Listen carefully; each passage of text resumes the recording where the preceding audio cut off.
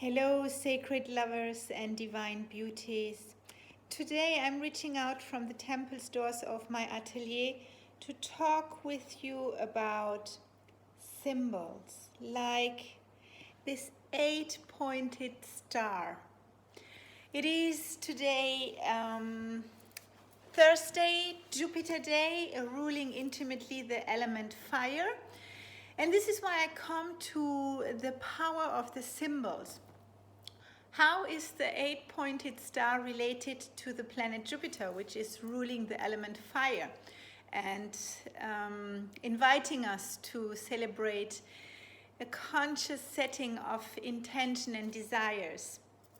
So Jupiter basically is the planet behind this 8-pointed star. It is basically not the star, but the biggest planet in our known solar system. It is also known, the Jupiter planet is also known as the Star of Babylon, where we come to the ancient history and the practice of veneration toward the symbols. So some of you might know that this symbol, this Star of Ishtar or Anunnaki, is related also to a more occult and more dark practices, which is half true, because symbols has exist since cave time for us human, or basically since the time of creation, but for us available since cave time, to be used as neutral forms. The only thing that changed when we start to consciously play and worship those symbols is the intention we put in it. So on the dark intention, we're living exactly in the effects of all the prayers, ritual that has been done since Babylon time, from this brotherhood, as we know also as the Babylonian Brotherhood. Or maybe some of you or most of you doesn't know about them, because as the word occult says, they just hide. It's from the Greek and means the hidden. So that said, how can we go into the use of those symbols to elevate our frequency and to navigate through those times here and now? The same way then the sacred darkness does. Just putting a light intention on it and going into the sacred geometry of it and letting then the magic happen is available for all of us. We just need to do it. That's the point. So basically the 8-pointed star, which is also known as the Star of Ishtar. Ishtar was a goddess, an ancient worship goddess in the at the time at Mesopotamia, and in the Sumerian time she was the goddess of war, of beauty, of justice, but also of sexual love, and she was worshipped in those qualities.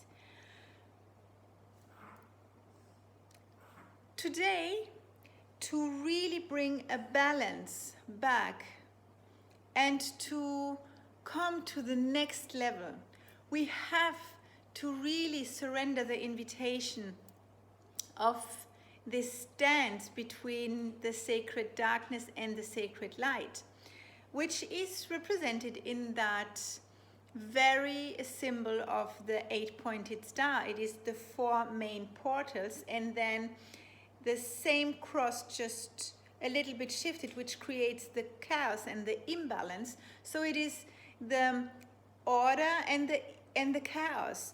In the polarity, we need both to experience the creation of consciousness. Basically, the Ishtar goddess, then in the Roman Greek time, turns into the worshipping of the goddess Venus. So it is the same deity, same vibration, just with different faces and through time and history. Venus is also related to be the planet of Lucifer.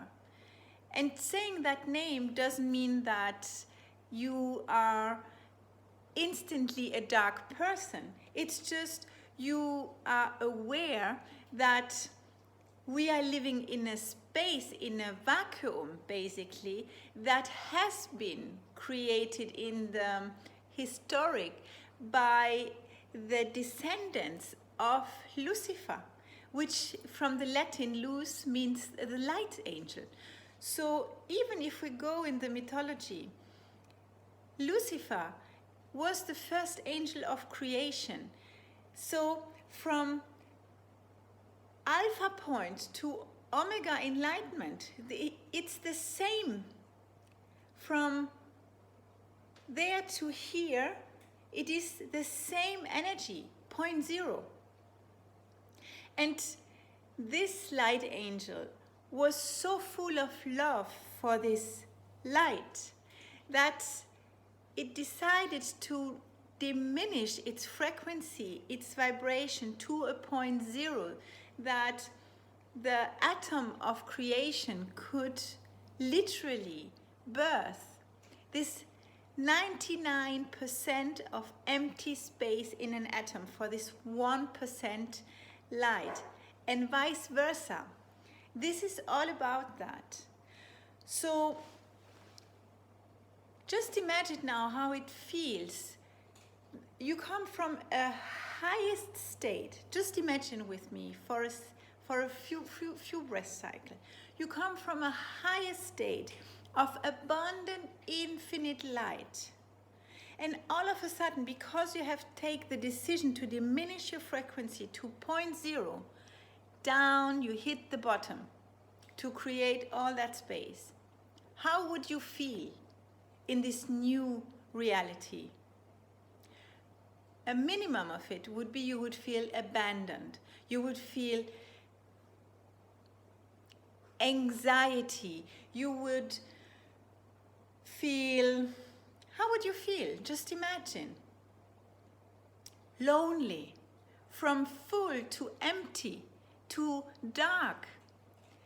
This is an emotion that is then on a point in its expression, emanating all those lower vibrations and those lower emotions we are experiencing also when we're feeling not on our highest but on our lowest point, like we feel through the change that are happening right now.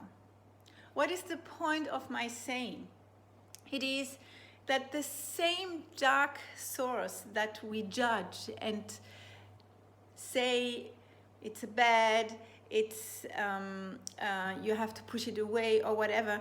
This is what we did for decennies and even since on the Holy Land, basically, which is not only Jerusalem, not only Israel, but the whole planet.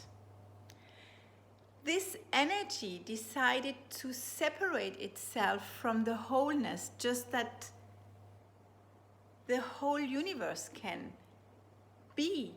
And the light spots that we know, the stars, the planet, the solar systems and everything, could just experience themselves in that dark vacuum. So what can we do to rebalance that, to embody it? It is maybe we shift from this fight-flight now into an intention of embracing that darkness.